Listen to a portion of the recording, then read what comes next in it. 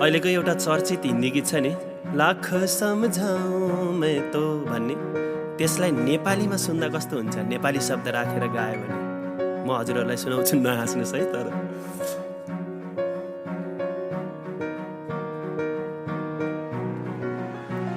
लाखौं सम्झाए मैले, दिल सम्झेन कहिले, मागे तेरै खुसी।